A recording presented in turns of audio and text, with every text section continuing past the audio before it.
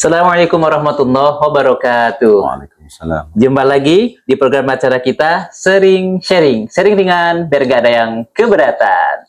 Alhamdulillah di episode kali ini kita kedatangan tamu yang sangat luar biasa. Beliau ini adalah seorang purnawirawan kepolisian yang masih aktif untuk memberikan edukasi tentang keislaman dan juga sekarang ini aktif untuk melayani masyarakat, utamanya menjadi kepala bagian pengkaderan di Masjid Istiqlal.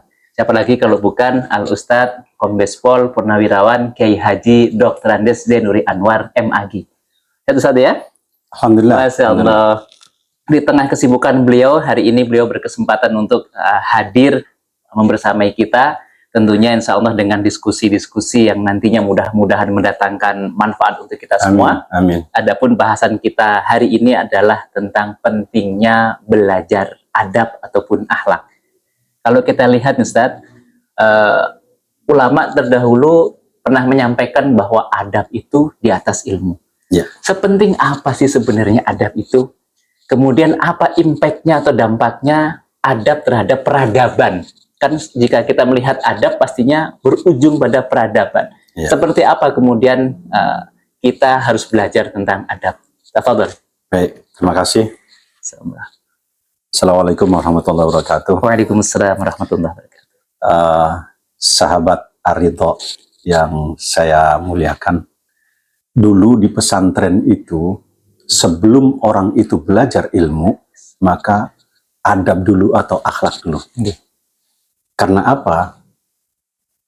Menuntut ilmunya saja harus punya akhlak. Menerima ilmunya harus dengan akhlak. Mengamalkan ilmunya dengan akhlak. Menyebarkan ilmunya dengan akhlak. Maka wajar kalau tadi Ustadz mengatakan bahwa ternyata adab atau akhlak di atas ilmu. Karena kalau ilmu tanpa akhlak, maka dia tidak terkendali dan menjadi rusak. Tapi dengan akhlak, semua itu akan bisa terarah. Kalau kata Zainuddin MZ sih begini, dengan ilmu semua jadi mudah, dengan agama semua jadi terarah, dan dengan akhlak semua jadi indah. Kan itu apa? Betapa pentingnya akhlak untuk mengarahkan dan membimbing semua sikap kita, termasuk sikap berilmu. Itu Masya Allah, Masya Allah. Jika kita lihat juga adab ini sepertinya terbagi menjadi 3. Adab terhadap Allah, ya. Adab terhadap sesama manusia, dan juga adab terhadap semesta. Ya. Ini sebenarnya seperti apa sih cara kita beradab dengan Allah, cara kita beradab dengan sesama manusia, dan juga beradab dengan alam semesta. Ya. Karena hari ini mungkin kita lebih cenderung mungkin bisa beradab terhadap sesama, kan, tetapi justru tidak mampu beradab terhadap Allah SWT, bahkan terhadap alam semesta. Ini seperti apa dan bagaimana kita melakukan adab atau menerapkan adab-adab ini? Tafadhol. Iya, adab ini kalau kita tarik dulu kepada bahasa ya, itu kan orang yang berbudaya. Betul. Orang yang berbudaya itu berarti orang yang mau mengikuti aturan dan tata kelola. Orang yang beradab. Sebaliknya orang yang tidak mau mengikuti tata aturan berarti orang yang tidak beradab. Tata aturan itulah yang disebut akhlak. Bagaimana kita hubungan dengan Allah? Diatur sedemikian rupa. Katakan mau sholat saja, cara kita berpakaian diatur. Bagaimana Al-Quran mengatur beradab dengan Allah. Khudhu zinatakum inda kulli masjid. Pakailah pakaianmu yang terbaik ketika mau masuk masjid. Berarti kan mau menemui Allah Subhanahu wa Ta'ala. Tidak asal-asalan, tidak kemudian sembarangan kita untuk menemui Allah, kita seenaknya, nggak bisa. Itu dari sisi pakaian saja. Lalu bagaimana dari sisi sikap? Kita harus merasa sikap kita ini selalu diawasi oleh Allah, istilahnya muraqabah, diawasi oleh Allah Subhanahu wa Ta'ala, sehingga kita senantiasa berbuat yang terbaik untuk Allah. Bagaimana adab kita kepada Allah itu? Saat kita sendirian saja, kita merasa diawasi oleh Allah, Sehingga kita akan berbuat yang terbaik dan tidak mau merusak mental, moral, dan akhlak kita. Kita akan selalu yang terbaik. Lalu bagaimana dengan manusia? Ini yang kadang kita lalai. Ya. Kadang kita lalai. Betapa pentingnya kita adab sesama manusia, akhlak sesama manusia. Manusia itu punya perasaan. Dan salah satu sifat manusia itu senang dihargai, senang dihormati. Akhlak itu adalah punya peran bagaimana dia menghargai orang, menghormati orang, memuliakan orang. Dari situ, orang kemudian akan memuliakan kita. Al-Qur'annya kan begini. Wa idza huyyitum bitahiyyatin fahayyu bi ahsana minha aw rudduha. Kalau kamu dikasih penghormatan, ya balaslah penghormatan itu. Kalau kita mulai menghormati orang, orang akan menghormati kita. Sehingga ada istilah kebaikan kita itu sesungguhnya menghormati diri kita sendiri, karena orang lain akan hormat pada kita, akan memperlakukan baik pada kita. Maka kata Allah, fahayyu, balaslah bi ahsana minha, yang lebih baik dari orang lain berikan. Coba, nggak ada ajaran yang semulia seperti itu, nggak ada. Sepakat. Begitu mulianya, iya ajaran. Kalau tidak mampu memberi yang lebih, minimal sama. Aurudduha, kata Allah, minimal sama lah dengan yang orang berikan pada kita. Subhanallah itu. Artinya apa? Kalau orang memberi satu, jangan kemudian kita balik memberi cuma setengah. Ya minimal sama, satu. Lebih bagus lagi, lebih dari itu. Itu bagaimana akhlak kepada manusia. Kepada lingkungan. Lingkungan ini juga mereka tuh punya nurani. Lingkungan juga punya apa istilahnya, ingin dihormati, ingin dihargai. Kelihatannya aja pohon itu diam, padahal dia bernyawa. Dia juga ingin dimuliakan. Saya pernah ketemu dengan seorang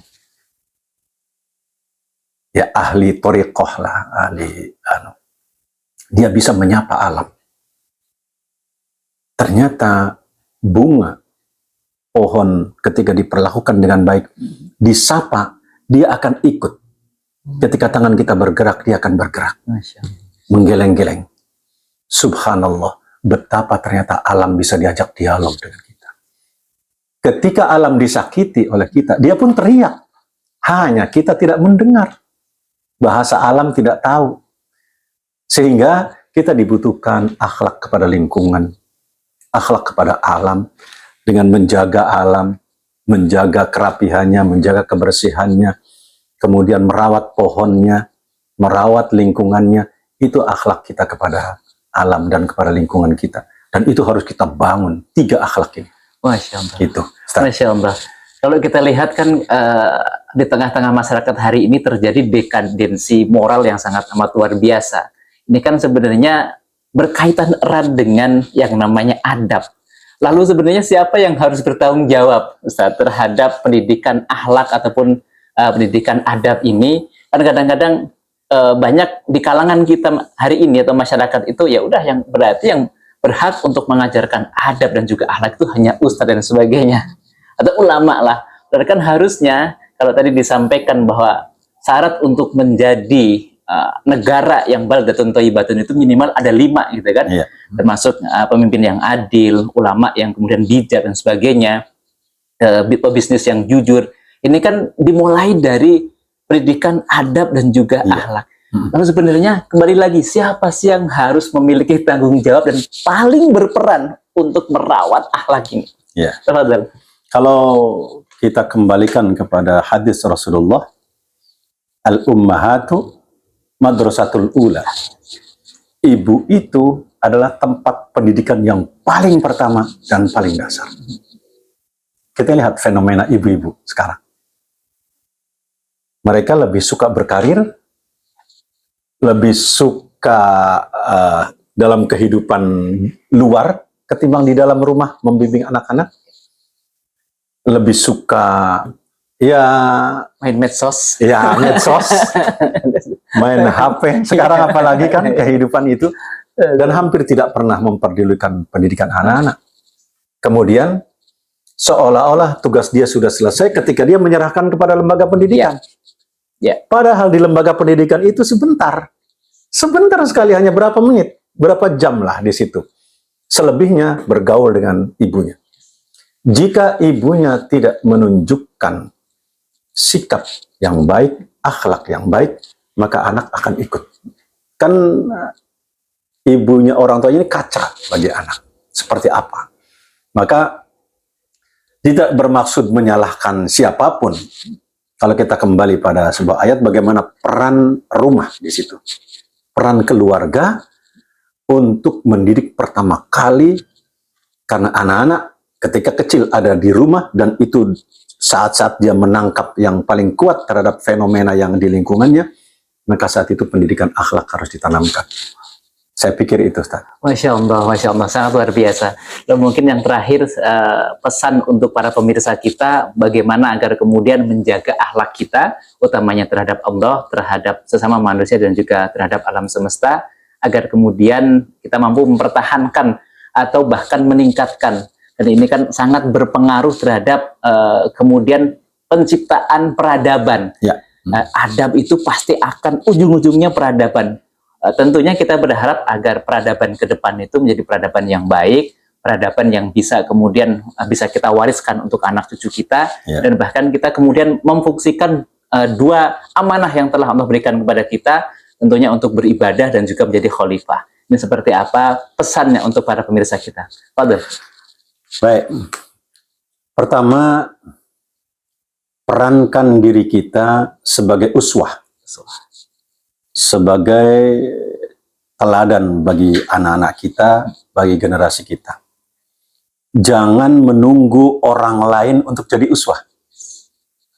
Perankan diri kita dulu. Jangan dulu menyuruh orang lain, tapi diri kita jadikan sebagai teladan. Kalau kita ingin jadi teladan, maka kita harus baik dulu. Doanya itu kan, Rabbana hablana min azwajina wa dzurriyyatina qurrata a'yun waj'alna lil muttaqina imama. Jadikan kami sebagai pemimpin orang-orang yang bertakwa. Kalau kita ingin jadi pemimpin orang bertakwa, kita harus takwa dulu. Lebih kuat dulu takwanya kita. Lebih prima dulu takwanya kita. Sehingga kita bisa jadi teladan, bisa jadi contoh bagi anak-anak kita, bagi generasi kita. Yang kedua, ajak orang lain. Setelah diri sendiri, baru ngajak orang lain. Ayo bersama-sama. Tujuannya apa? Supaya kita menciptakan lingkungan itu adalah lingkungan yang betul-betul berakhlakul karimah lingkungannya. Sebab ibarat ikan berenang itu di lingkungan air yang jernih, dia akan indah dilihat. Anak-anak hidup dalam lingkungan yang akhlaknya bagus, dia akan tumbuh menjadi bagus. Karena itu, siapkan diri kita, ajak lingkungan dan ajak orang lain untuk bersama-sama membangun peradaban yang lebih mulia ke depannya. Masya Allah, sangat luar biasa. Mungkin jika kita simpulkan dari adab ataupun akhlak ini, kemudian bisa kita ambil, kita ini sebenarnya, atau tipologi manusia yang hadir di sekitar kita itu ada 3. Bisa jadi orang yang hadir itu jadi cermin, menjadi jendela, atau bahkan menjadi pintu. Jadi cermin, orang yang datang di sekitar kita itu menyadarkan kita untuk kita bisa merefleksi diri seperti apa diri kita, atau bahkan kemudian bisa mengintrospeksi agar diri kita lebih baik lagi, memperbaiki akhlak kita, dan tentunya agar berdampak untuk orang-orang sekitar kita. Dan yang kedua, tipologi jendela. Dengan hadirnya itu terus memberikan motivasi, memberikan, bahkan menunjukkan kalau kita ini punya potensi melakukan kebaikan. Dan di situ kemudian lanjut menjadi pintu. Dengan membukakan pintunya, memberikan kesempatan seluas-luasnya bagi kita dan orang lain untuk berkontribusi, untuk memberikan sebaik-baik inovasi, dan bahkan dari sana nanti kita bisa menimbulkan sinergi dan membuka peluang-peluang baru untuk membuka peradaban atau menciptakan peradaban yang insya Allah sesuai dengan apa yang kita harapkan, yaitu peradaban yang beriman, kemudian berakhlak, dan dari sanalah kemudian muncullah terciptalah negara yang baldatun thayyibatun warabun ghafur. Pastinya dari situlah nanti akan muncul ulama yang bijaksana, kemudian kalau tadi Pemimpin yang disampaikan adil. pemimpin yang adil, kemudian pebisnis yang jujur, Iya. kemudian karyawan ataupun pegawai-pegawai yang disiplin. Ini kan sangat luar biasa. Iya. Kita mulai dari peradaban dan menjaga akhlak kita, baik itu terhadap Allah, terhadap sesama, dan juga alam semesta. Sepakat. Nah, Wow, sangat luar biasa. Mudah-mudahan apa yang kita sampaikan ini senantiasa Amin. mendatangkan kebermanfaatan dan juga keberkahan. Tetap pantengin terus program acara kita, sering ringan, biar gak ada yang keberatan. Assalamualaikum warahmatullahi wabarakatuh. Seruput dulu kopinya.